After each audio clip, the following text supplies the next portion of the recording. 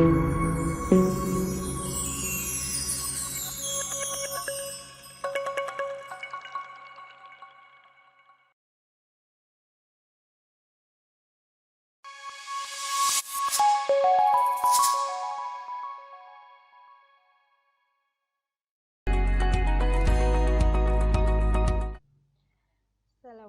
warahmatullahi wabarakatuh. Ketemu lagi dengan biologi. Kita lanjutkan lagi di organel berikutnya. Di sini ada sitoplasma. Sitoplasma ini merupakan cairan. Cairan ini berisi zat-zat terlarut yang mengisi ruangan-ruangan antar sel, ruangan-ruangan antar sel yang membatasi membran sel, ya. Kemudian di dalam sitoplasma ini, di cairan ini berisi organel-organel sel, ya. Organel-organel sel ini memiliki fungsi masing-masing, ya. Contohnya misalnya begini. Misalnya di gelas itu berisi air sama gula.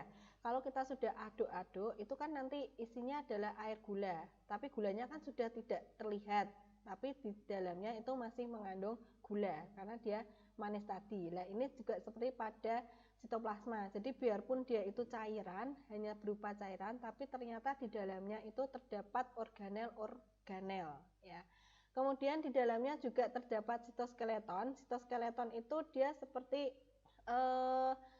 kayak penguat, ya. Dia berfungsi sebagai penguat yang ada di dalam sel, ya, sehingga karena pergerakan sel itu sangat kuat sekali, dia berubah-ubah, maka ini diperkuat dengan adanya sitoskeleton, ya. Selain itu juga ini untuk pergerakan dari kromosom pada saat pembelahan sel, sehingga dibutuhkan tekanan yang kuat, sehingga perlu penguatan yang ada di sitoplasmanya ini. Nah, ini yang berfungsi adalah sitoskeleton.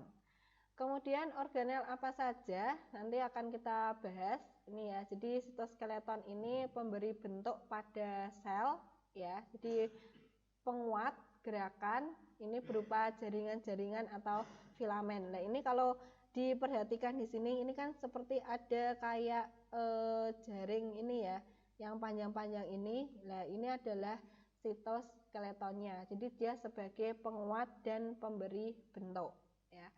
Kemudian yang pertama, organel apa saja yang ada di dalam sel? Ini yang pertama ada mitokondria. Mitokondria ini merupakan organel yang berfungsi untuk respirasi sel. Ibaratnya adalah sebagai penghasil energi, ya. Kalau kita bernafas itu kan berfungsi untuk menghasilkan energi, ya. Kita menghirup oksigen. Nah, begitu juga yang ada di dalam sel. Yang bertugas ini adalah si mitokondria. Mitokondria ini strukturnya adalah seperti pada gambar ini. Dia memiliki membran luar dan membran dalam. Nah, ini bisa kalian perhatikan. Yang coklat tua ini adalah membran luarnya. Kemudian membran dalamnya itu adalah yang bening ini, yang berkelok-kelok ini. Antara membran luar dengan membran dalam, ya, ini terdapat ruang antar sel. Karena membran dalam itu dia berkelok-kelok, maka kan pasti ada space yang kosong di sini.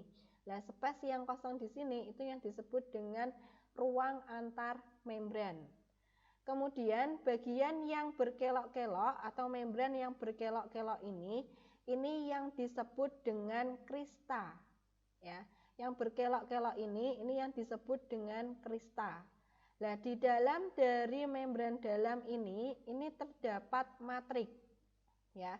Jadi yang biru-biru ini cairan yang mengisi di sini ini yang disebut dengan matrik.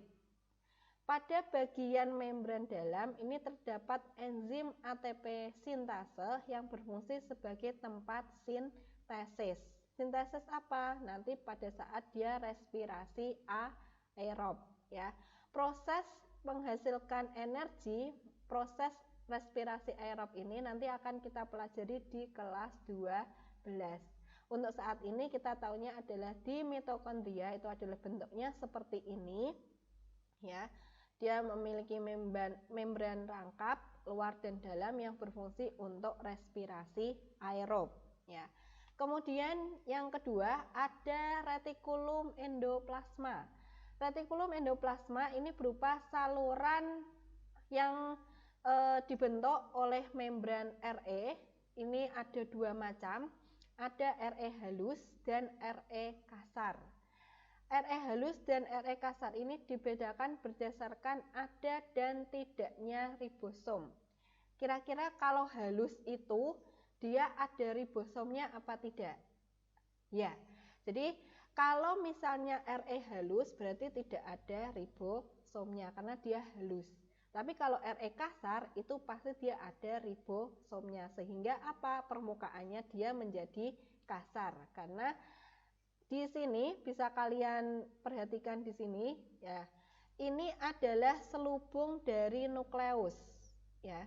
Ini adalah selubung dari nukleus. Kemudian RE itu adalah lapisan atau saluran-saluran yang berkelok-kelok yang terdapat di bagian samping dari nukleus. Jadi dia berbatasan dengan nukleus. Karena apa? Nanti di dalam nukleus ini nanti dia akan menghasilkan ada selubungnya di sini. Itu salah satunya adalah ada protein-protein. Nah, ribosom di sini ya, ribosom di sini itu adalah yang titik-titik ini, orange ini adalah ribosom. Nah, ribosom ini dia ada yang menempel di retikulum endoplasma. Kalau ribosom itu ditempeli oleh retikulum endoplasma, maka ini yang disebut dengan RE kasar.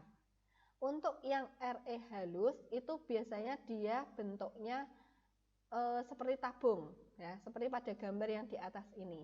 Dia tidak ditempeli oleh ribosom, dia bentuknya tabung memanjang. Kalau yang RE kasar ini biasanya dia berkelok-kelok seperti gambar yang di sini. Nah, ini yang bagian bawah ya, ini adalah contohnya. Ini adalah RE halus. Ini kalau diamati dengan mikroskop elektrogramnya itu ada seperti pada gambar di bawah ini. Jadi ini adalah RE halusnya, kemudian ini adalah RE kasar yang yang ditempeli oleh ribosom. Ya. Kemudian, nah ini adalah ribosomnya, ini ada keterangannya, ini adalah ribosom. Kemudian ini yang berkelok-kelok ini, ya ini disebut dengan sisterna. Yang berkelok-kelok, ya ini adalah contoh dari RE yang berkelok-kelok, ini disebut dengan sisterna. Ya, kemudian yang di dalamnya dari yang berkelok-kelok ini ruang dari sisterna. Kalau yang halus itu biasanya bentuknya dia bentuk tubul atau pipa. Ya, jadi ini retikulum endoplasma. Fungsinya untuk apa? Nah, fungsinya ini itu menyesuaikan dari berdasarkan dari ada dan tidaknya ribosom. Kalau misalnya di RE kasar karena dia ada ribosomnya ini, maka dia juga berfungsi sebagai tempat sintesis protein, tapi tidak tempat yang utama ya. Jadi mengerti ya. Kemudian kalau di RE halus ini dia lebih banyak sebagai sintesis lipid atau lemak. Karena dia itu tidak ada ribosomnya, maka dia tidak ada fungsinya untuk protein ya. Jadi yang dihalus ini dia untuk sintesis lemak. Kemudian untuk yang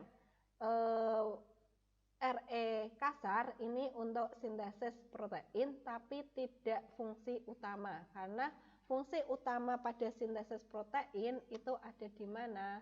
Ada di ribosom. Jadi karena dia ditempeli oleh ribosom, maka dia juga berfungsi sebagai sintesis protein. Ada yang menyebutkan dia sintesis protein, tapi untuk sintesis protein utamanya itu dia berada pada ribosom. Nah, ini adalah bentuk dari ribosom yang terdiri dari substansi besar dan ada substansi kecil. Kalau di gambar yang di sini, ini kan dia hanya berupa titik saja, tapi sebenarnya ini adalah bentuknya. Ada substansi besar dan ada substansi kecilnya. Di ribosom ini merupakan organel kecil yang tersusun atas RNA dan ada beberapa protein. Ya, fungsinya di sini adalah sebagai proses sintesis protein.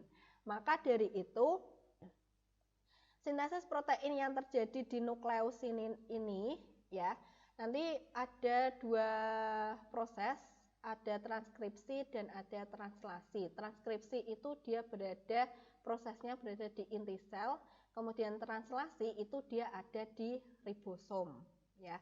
Karena dia hasilnya itu dikeluarkan oleh ribosom, maka sintesis protein itu dia terdapat di ribosom. Nah, karena dihasilkannya adalah di ribosom dan yang melekat, ini dia melekatnya adalah di bagian dari retikulum endoplasma. Maka retikulum endoplasma itu ada yang mengatakan juga sebagai tempat sintesis protein, tapi utamanya itu dia ada di ribosom ya.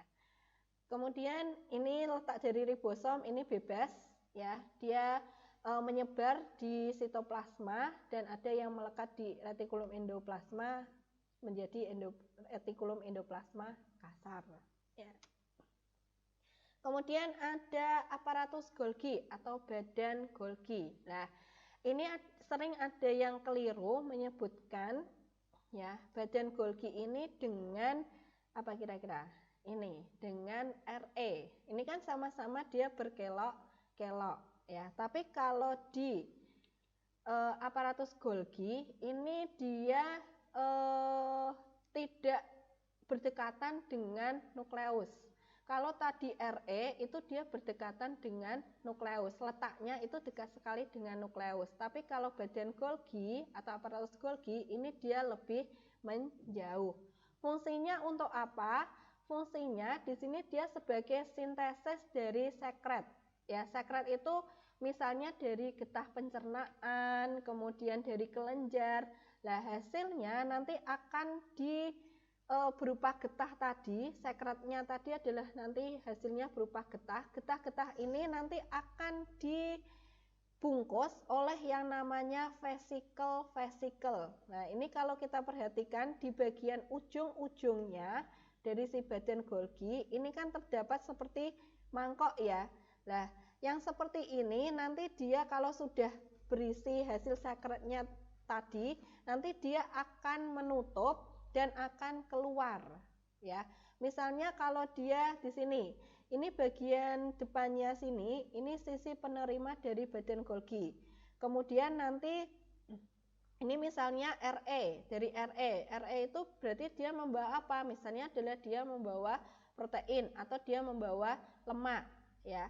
Ini akan diproses di bagian-bagian yang berkelok-kelok di sini untuk pembentukan dari vesikel baru. Kalau di sini sudah selesai prosesnya, maka vesikel-vesikel di sini dia akan melepas dari badan Golgi. Berarti vesikel yang ada di sini nanti dia akan membawa hasil sekret.